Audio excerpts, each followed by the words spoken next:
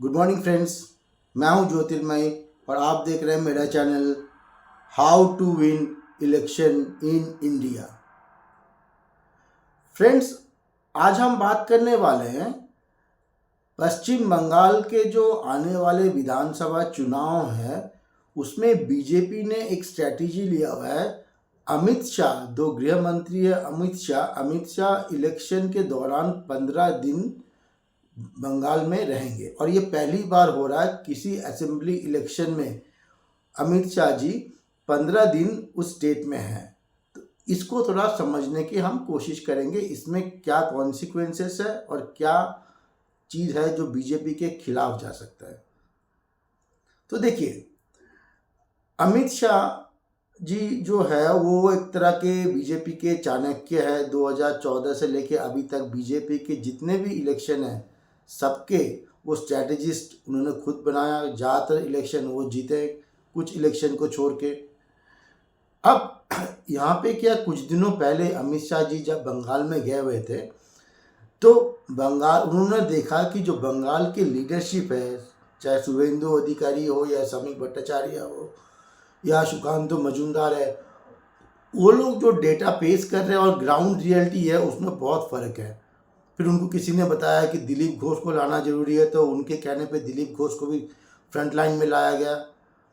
फिर भी वो किसी तरह से खुश नहीं है जो बंगाल की बीजेपी लीडरशिप है उस वजह से।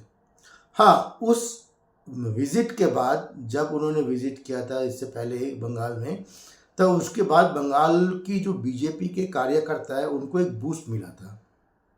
फिर वो अच्छी तरह से काम भी करने लगे थे। फिर कुछ दिनों बाद नरेंद्र मोदी जी गए ब्रिगेड में, उनका सभा हुआ। उसके बाद भी फिर जब बीजेपी के कार्यकर्ता एकदम से कहते हैं ना बूस्टअप हो गए थे, जिसके बारे में मैंने एक एपिसोड भी किया हुआ था पहले।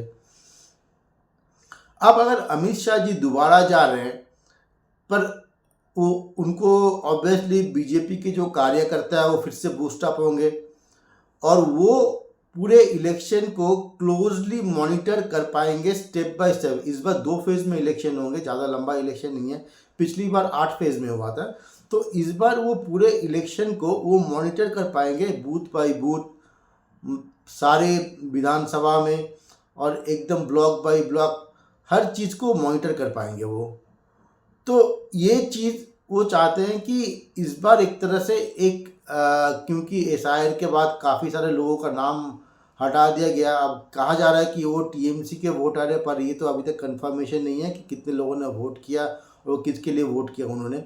पर बात है कि हाँ, उनको बीजेपी को लग रहा है ये एक मौका है, हम अगर पूरी तरह का पूरी ताकत झोड़ दे इसमें, तो हम बंगाल को जीत सकते हैं, जो कि बीजेपी का एक सपना है अटल बिहारी वाजपेयी के ज़माने से। अब ये है कि अमित शाह जो स्ट्रैटेजिस्ट है, खुद स्ट्रैटेजिस्ट है, वो चाहते हैं कि वो खुद जाके इस चीज़ को हैंडल करे बंगाल के इलेक्शन को, ताकि उसके निगरानी में सारा इलेक्शन हो और उनके रहते हुए बीजेपी के कार्यकर्ता भी जो एक तरह से बूस्ट अप हो जाए, वो भी और तेज़ी से भागना शुरू करें और उनको रिजल्ट्स आ जाए। उन्होंने जो टारगेट था पहले 2/3 बहुमत था, अब उन्होंने 170 कर दिया, वो भी ठीक है। मतलब ये है कि उनको खुद लग रहा है कि बीजेपी अभी उस सिचुएशन पे है नहीं कि 2/3 बहुमत जीत सकते हैं। पर एक चीज़ में क्या खिलाफ हो जा सकता है बीजेपी का, देखिए पिछली बार जो अमित शाह गए हुए थे, तब उसके बाद बीजेपी के बंगाल के कार्यकर्ता काफ़ी बूस्टअप हो गए थे। पर बात है, किसी भी चीज़ को बार बार अगर इस्तेमाल किया जाए तो वो कहते हैं ना फटीग, इंग्लिश में बोलते हैं ना, फटीग हो जाता है वो उसका कोई असर फिर धीरे धीरे कम हो जाता है। पहली बार तो आपको 100% इफेक्ट मिलता है, दूसरी बार उसका 60% मिलता है, तीसरी बार उसका 30% मिलता है, उसका आने वाले टाइम में फिर और कम होता जाता है वो। तो वो आने वाले 15 दिन रहने के बाद बीजेपी के कार्यकर्ता कितने बूस्ट अप होंगे ये तो देखने वाली बात है। वो किस तरह से कार्यकर्ता के साथ मिलते हैं, किस तरह के हैंडल करते हैं, किस तरह का कितने सभाएं करते हैं, उसको ऊपर मैटर करता है। दूसरी बात यहाँ पे ये एक चीज़ और है, जो बंगाल के पढ़े लिखे वोटर है, एडुकेटेड वोटर जिसको बीजेपी टारगेट कर रहे हैं, वो सोच रहे हैं अगर बंगाल के खुद के लीडरशिप जो ऐसा है जो कि इलेक्शन चुनाव जीत नहीं सकते हैं, अमित शाह को होम मिनिस्ट्री छोड़ के अब उनको आना पड़ रहा है 15 दिन बंगाल में रहना पड़ रहा है, तो मतलब क्या, बंगाल के जो लीडरशिप है उसमें इतनी काबिलियत नहीं है कि खुद वो अपने दम पे चुनाव जीत सके। तो अगर वो खुद अपने दम पे चुनाव ही नहीं जीत सकते तो उनको वोट देके हम करेंगे क्या वो सरकार चला पाएंगे? फिर वो कहीं ऐसा तो नहीं स्टेट की जो अभी सिचुएशन है और पीछे हो जाएगा? तो उनके दिमाग में ये चीज़ आ सकता है वो। और ऑब्वियसली बात है, एक होम मिनिस्टर बहुत इंपॉर्टेंट पोजीशन होता है किसी भी कंट्री के लिए। वो अगर अपनी दफ्तर छोड़ के एक असेंबली इलेक्शन में 15 दिन पे लिए वहाँ पे रहे, वो भी काफ़ी दूर, तो ये लोगों को दिमाग में आएगा कि होम मिनिस्टर का काम इतना इंपॉर्टेंट छोड़ को चुनाव में इतना फोकस कर रहे हैं, तो मतलब ये है कि होम मिनिस्टर का काम भी एक तरह से कॉम्प्रोमाइज़ हो सकता है। तो ये लोगों को दिमाग में ये चीज़ आ सकता है कि हाँ, क्या अगर उनके जो बंगाल की बीजेपी लीडरशिप, जो कैंडिडेट्स हैं या फिर जो सीएम बनने वाले हैं, उनके खुद में अगर इतनी काबिलियत नहीं है कि वो सारे लोगों को एक करके चुनाव, पार्टी को एक करके चुनाव जीते, फिर वो सरकार कैसे चलाएंगे? अगर उनको बहुमत मिल भी जाती है, फिर वो मान लीजिए 170 सीटें उनको मिल भी जाती है, तो क्या वो 170 सीटों को एक रख पाएंगे? फिर वो कहीं ऐसा तो नहीं कुछ दिनों में 30-40 लोग फिर छोड़ के दूसरे पार्टी में ज्वाइन कर ले? तो ये चीज़ें उनके दिमाग में आ जाएगा।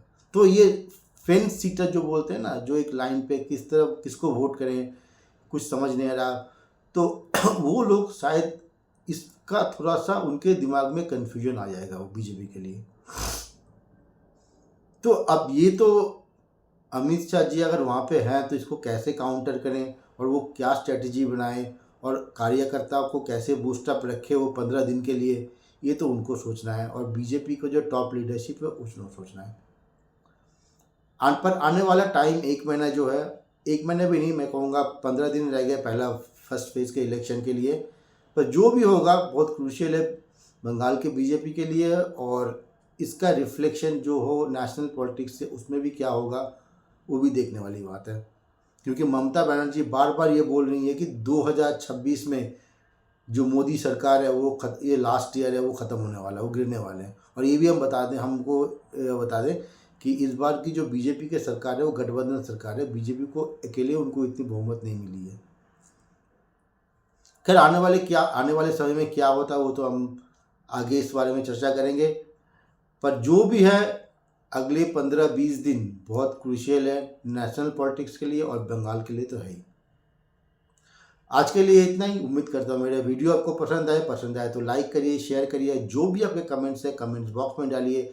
आपकी कमेंट्स हमारे लिए मोटिवेशन है और बेहतर से बेहतर वीडियो बनाने के लिए। आज के लिए इतना ही। Thank you for watching. Thank you.